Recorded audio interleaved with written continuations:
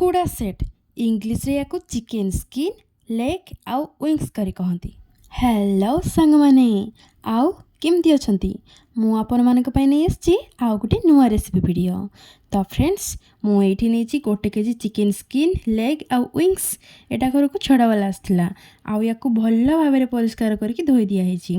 ସ୍କିନ୍ଟା ଟିକେ ବଡ଼ ବଡ଼ ପିସ୍ ଥିଲା, ତ ତାକୁ ଚୁନି ଚୁନି କାଟି ଦିଆହେଇଛି। ଆଉ ଏଇଠି ମୁଁ ମସଲାରେ ୟୁଜ୍ କରିଛି ଅଦା, ରସୁଣ, ଜିରା, ଧନିଆ, କଞ୍ଚାଲଙ୍କା, ଆଉ ଏଇଠି ନେଇଛି ହଳଦୀ ପାଉଡ଼ର, ଦେଶୀ ଲଙ୍କା ଗୁଣ୍ଡ, ପିଆଜ ଆଉ କଞ୍ଚାଲଙ୍କା। ତ ଏବେ ଚାଲନ୍ତୁ ବନେଇବା ଷ୍ଟାର୍ଟ କରିଦେବା। ବସିଲା କଡ଼େଇ, ପଡ଼ିଲା ତେଲ, ତା ଉପରେ ପଡ଼ିଲା ଜିରା, ଶୁଖିଲା ଲଙ୍କା ଆଉ ପିଆଜ। ଆଉ ପିଆଜକୁ ଏବେ ଟିକେ ନାଲି ନାଲି ହେବା ଯାଏ ଭାଜ। ତା ଉପରେ ପକାଇବା ଦେଶୀ ଲଙ୍କା ଗୁଣ୍ଡ, ହଳଦୀ ଗୁଣ୍ଡ ଆଉ କାଶ୍ମୀରୀ ରେଡ଼୍ ଚିଲି ପାଉଡ଼ର। ଏସବୁ ପକାଇ ସାରିଲା ପରେ ଭଲ ଭାବରେ ଗୋଳେଇ ଘାଣ୍ଟିକି ତା ଉପରେ ପକାଇଦେବା ଗ୍ରାଇଣ୍ଡିଙ୍ଗ କରିଦେଇଥିବା ଅଦା ରସୁଣ ପେଷ୍ଟ। ଆଉ ଏବେ ପକାଇଦେବା ଗୋଟେ ବାଉଲ୍ ପାଣି, ଆଉ ଭଲ ଭାବରେ ଗୋଳେଇ ଘାଣ୍ଟିକି ଘୋଡ଼େଇ ଦେବା ଘୋଡ଼ଣୀ। ଆଉ ଏଇଠି ଏବେ ଦେଖନ୍ତୁ ମସଲା ଭଲ ଭାବରେ କଷି ହେଇସାରିଲାନି। ଏବେ ଏଥିରେ ଆଡ଼୍ କରିବା ଚିକେନ୍ର ରଖିଥିବା ସ୍କିନ୍, ଲେଗ୍ ଆଉ ୱିଙ୍ଗସ୍। ଆଉ ତା ଉପରେ ପକାଇଦେବା ସ୍ୱାଦ ଅନୁଯାୟୀ ଲୁଣ, ଆଉ ଭଲ ଭାବରେ ଗୋଳେଇ ଘାଣ୍ଟିକି କଷି ହେବା ଯାଏ ଛାଡ଼ିଦେବା। ଏହି ରେସିପିଟାକୁ ଆମ ଆଡ଼େ କୁକୁଡ଼ା ସେଟ୍ କୁହନ୍ତି। ଆପଣଙ୍କ ଆଡ଼େ କ'ଣ କୁହନ୍ତି କମେଣ୍ଟ ବକ୍ସରେ ନିହାତି ଜଣାଇବେ। ଆଉ ଏହି ରେସିପିଟି ଆପଣମାନେ ଟ୍ରାଏ କରିଛନ୍ତି କି ନାହିଁ ନିହାତି ଜଣାଇବେ। ତ ଚାଲନ୍ତୁ ଦେଖନ୍ତୁ, ଏଇଠି ଏବେ ଫୁଟିଗଲାନି ଭଲ ଭାବରେ।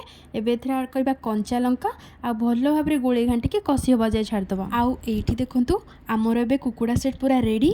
ଆଉ ଦେଖନ୍ତୁ ଏଇଠି କେତେ ସାରା ତେଲ ବାହାରିଛି। ଏବେ এই ତେଲକୁ ଅଲଗା ଗୋଟେ ଜାଗାକୁ କାଢ଼ିଦେବା, ନହେଲେ ପୁରା ଦେହ ହିଁ ଖରାପ ହେଇଯିବ ଏଗୁଡ଼ା ଖାଇକି।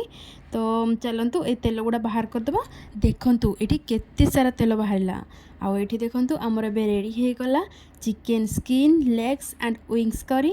ଆଉ ଏବେ ଚାଲନ୍ତୁ ଏଥିରେ ଆଡ଼୍ କରିବା ଧନିଆ ପତ୍ର, କଞ୍ଚା ଲଙ୍କା, ଆଉ ଏନ୍ଜୟ କରିବା ରୁଟି ସହିତ ଚିକେନ୍ ସ୍କିନ୍, ଲେଗ୍ ଆଉ ୱିଙ୍ଗସ୍ କରି। ତ ଫ୍ରେଣ୍ଡସ୍, ଆଜିର ଭିଡ଼ିଓଟି ଏତିକିରେ ଶେଷ। ଆଉ ଆପଣଙ୍କୁ କୁକୁଡ଼ା ସେଟ୍ର ରେସିପିଟି କେମିତି ଲାଗିଲା କମେଣ୍ଟରେ ନିହାତି ଜଣାଇବେ।